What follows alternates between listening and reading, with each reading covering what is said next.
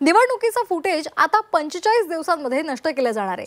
मतदान प्रक्रियेशी संबंधित व्हिडिओज, त्याचबरोबर बूथवरील सीसीटीव्ही फुटेज, त्याचबरोबर संग्रहित फोटो निवडणुकीनंतर 45 दिवसांमध्ये नष्ट करा असे आदेश राज्याच्या निवडणूक अधिकाऱ्यांना केंद्रीय निवडणूक आयोगाने दिले।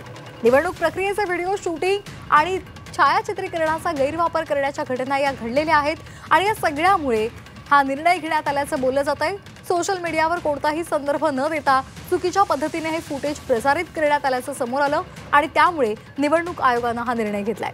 दरम्यान महाराष्ट्र विधानसभेच्या निवडणुकीमध्ये मतदानाचा वाढलेला टक्का, लोकसभेनंतर अचानक वाढलेली मतदार संख्या संशयाच्या भोवऱ्यामध्ये असतानाच फुटेज 45 दिवसांमध्ये नष्ट करण्याच्या सूचनेमुळे विरोधकांनी निवडणूक आयोगावर टीकेची झोड उठवली आहे।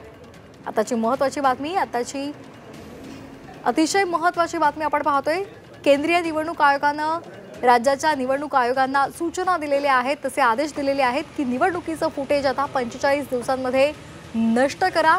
मतदान प्रक्रियेशी संबंधित व्हिडिओज, बूथवरील सीसीटीव्ही फुटेज आणि संग्रहित फोटो हे निवडणुकीनंतर 45 दिवसांमध्ये नष्ट करा असे आदेश राज्याच्या निवडणूक अधिकाऱ्यांना केंद्रीय निवडणूक आयोगाने दिलेले आहेत।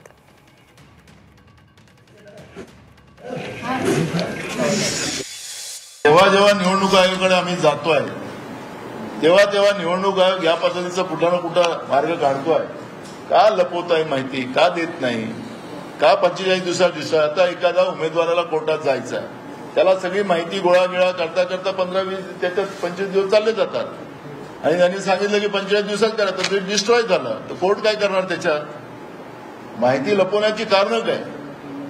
आणि म्हणून आमचा मुद्दा याच्यामध्ये की ही लोकांपर्यंत सातत्यानं मोमेंट उभी करायची आणि एक दिवस याचा स्फोट होणार आहे आणि लवकरच होणार।